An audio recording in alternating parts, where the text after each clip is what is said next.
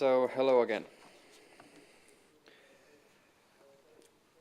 I've been active on the local, regional, and now national level for about the past 6 years, and I would like to call it a disease of activism that is ever growing each time you get a positive participation experience, and I really enjoy it.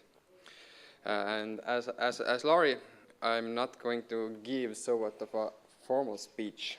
I wrote down some keynotes and some strategical points that I thought that I need to give to you. But the first thing when I started to think about the positive effects of which the changing of the constitution regarding voting rights could bring, then I remembered an article that I wrote about 4 years ago in 2014 on one of the Estonian national media outlets. Since I'm from a rather small city in Estonia, to be from the same city that is Lauri, to be concrete, I knew back then, as the chairman of the local youth council at that time, that the mindset of the youngsters in my home city were pretty divided. We didn't have somewhat of an anonymous or unity of our mindsets and our thoughts that everybody wanted for the lowering of the voting age to happen. But me, myself, I knew that it's a thing that we must have in the near future, and not only at the local level, but in the future on every level possible. And back then, voters who weren't ready and people thought they were easily manipulated, those facts were thrown back and forth from the people that were not so positive about the potential change of the voting age. It was from that day and until now that I know that changing of the constitution isn't the biggest or the only goal that we can achieve. It's just a part of a bigger process, and I hope that we all agree on that. And I'm not talking about lowering the voting age in other elections. Definitely that also, as of Laurie said, maybe in some years we're going to talk about lowering the voting age on the national, on the Riigikogu elections. But I'm talking about the need to take further steps that boost the positive effects of changing the constitution. And the main field to go in detail that we need to look over is the civic education part that we give in Estonia. I remember a line that Professor Anu Toots told back in 2014, quote, "There aren't negative effects when it comes to lowering the voting age, but the positive effects depend on the accompanying changes that come with it."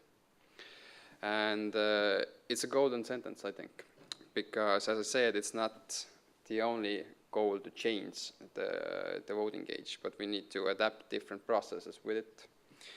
So given the fact that the research conducted by a research agency, Kantar Emor, that already Professor Anu Toots mentioned, showed that the estimated turnout of our first local elections where 16 and 17-year-olds could vote was 59%. And every fourth respondent who did not vote pointed out that they are not interested in politics. From these facts, we can see that we still have room for improvement, and it needs to be done in cooperation with politicians, schools, young people themselves, youth organizations, and etc. Since Estonia was growing and somewhat is still going through an administrative reform regarding the local municipalities, there were a lot of loose ends from the local municipality point of view on how to involve more young people in the decision-making process, and it still is somewhat of a big topic every now and then and on different municipalities.